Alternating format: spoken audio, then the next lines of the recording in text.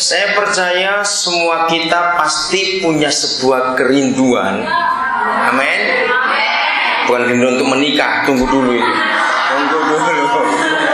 Tapi sebuah kerinduan melakukan apa saja itu seperti yang Tuhan Yesus kerjakan. Betul? Apa saja yang kita lakukan, kita rindu supaya kita melakukan seperti yang tertulis dalam firman Tuhan.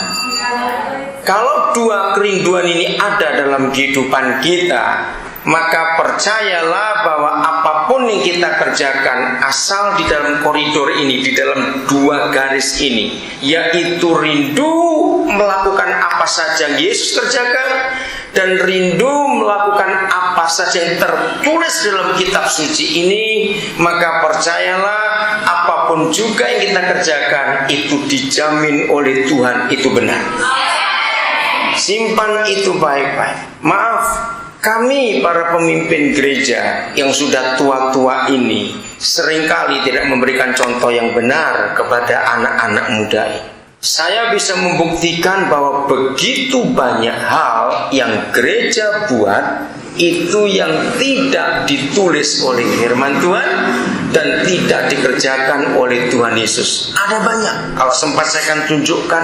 Salah satu, maaf, jangan kaget dulu. Salah satu, Tuhan Yesus tidak pernah menyuruh kita membangun gedung gereja.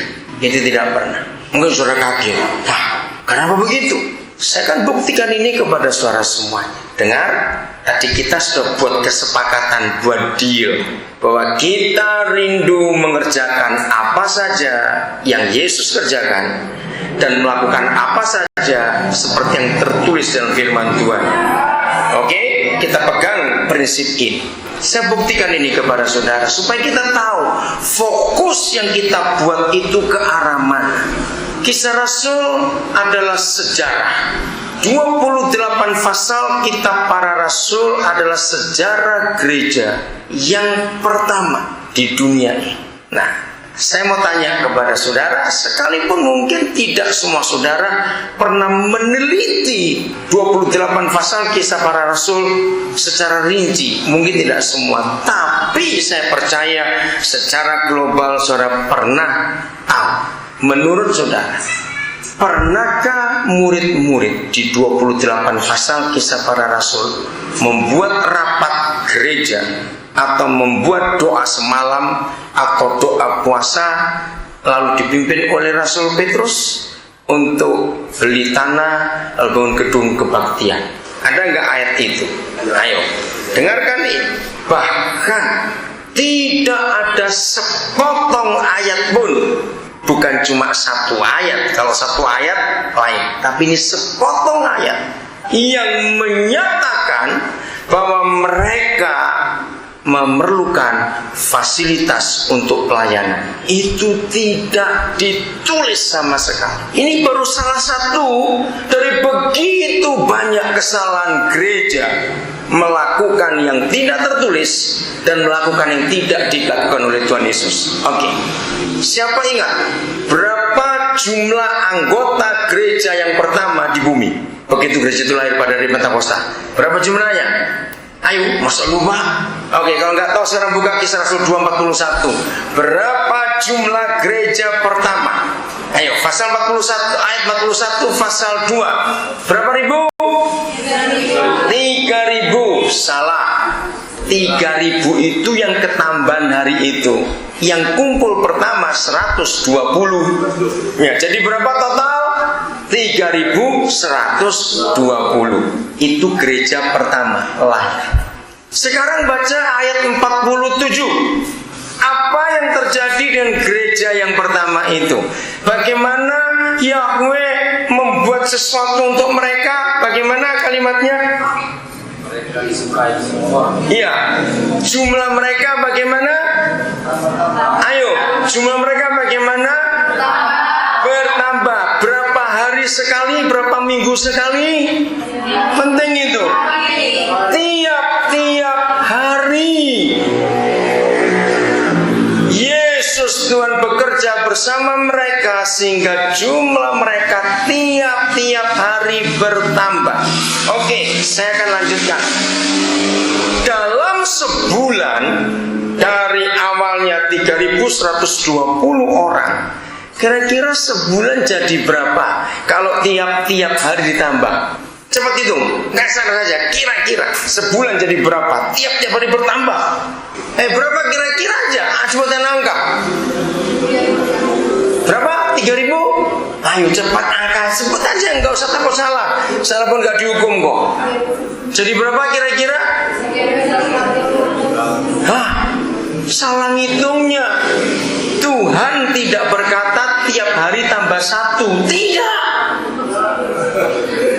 Siapa ngitung tiap hari tambah 1? Awas itu, nggak bisa matematika. Kenapa bisa lulus perawat kok nggak bisa matematika? Ntar ngitung obat salah itu nanti. Enggak, loh betul. Apakah ada tulisan tiap hari tambah 1 jiwa? Tidak. Pokoknya tiap-tiap hari bertambah jumlah mereka, sebab Tuhan menambahi. Maka itu kalau 3.120 pada hari pertama, sebulan jadi berapa? Sebut aja angkanya. Kira-kira Dorma 90 ribuan. Bukan tiap hari 3.000. Tidak juga, salah. Jangan kecilkan. Berapa? Tak terhingga. Jangan, tolong. Nggak mungkin tak terhingga. Oke, nyebut angka lah. Berapa? 10.000 yang saya tunggu. Sebulan jadi 10.000. Oke, gedung besar yang ada di Yerusalem pada zaman itu, dan kota-kota lain gak ada gedung besar zaman itu. Hanya Yerusalem ada gedung besar. Itu pun cuma 2. Satu istana Herodes, 2 itu bait suci. Ya, istana Herodes yang paling luas adalah Serambi Salomo. Pertanyaannya, mungkin nggak Petrus membuat panitia sewa gedung buat kebaktian? Ayo cepat jawab. Tidak mungkin. Kenapa tidak mungkin? Apa mereka nggak punya uang? Jawabannya kenapa tidak mungkin? Ayo jangan lama-lama mikir. Sebab mereka dibenci oleh otoritas yang ada hari itu. Imam-imam kepala bersama orang Farisi, orang Saduki, ahli Taurat benci kepada Yesus. Jadi tidak mungkin mereka sewa gedung buat kebaktian. Nah pertanyaannya, kalau sebulan jadi 10.000 orang dikumpulkan di mana? Tepuk tangan buat yang bisa jawab itu tadi. Tunggu dulu, halamannya siapa? Loh, ini pertanyaan penting. Halamannya siapa? Yerusalem. Yang mana itu kota? Ayo. Nah, pertanyaannya, jawabannya adalah mereka dikumpulkan di rumah-rumah. Baca ayat 42 dan 43.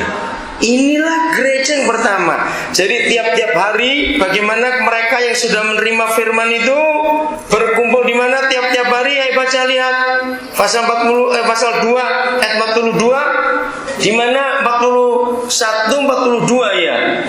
Mereka bertekun dalam pengajaran rasul-rasul dan dalam persekutuan. Terus dan mereka selalu berkumpul untuk mempenyembah roti dan berdoa. Nah ini di rumah masing-masing. Ayat yang keberapa ada kata rumah itu? Ayat 46. Dengan bertekun dan dengan sehati mereka berkumpul tiap-tiap hari dalam bait suci. Bait Tuhan itu otomatis anak orang Yahudi, tapi bukan ibadah, ini lain. Mereka memecahkan roti di rumah masing-masing secara bergilir dan makan bersama-sama dengan gembira hati dan dengan tulus hati. Jadi kumpulnya di rumah-rumah. Bayangkan sampai pasal 8 Injil sudah sampai ke Samaria.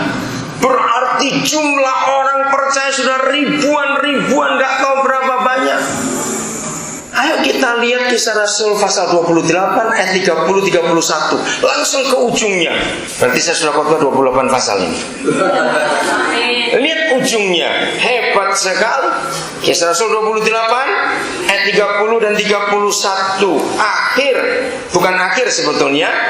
Saya kagum kepada prinsip Alkitab ini. Dan Paulus, ini sudah sampai ke Roma, sampai Italia sudah Injil itu. Dan Paulus tinggal berapa tahun?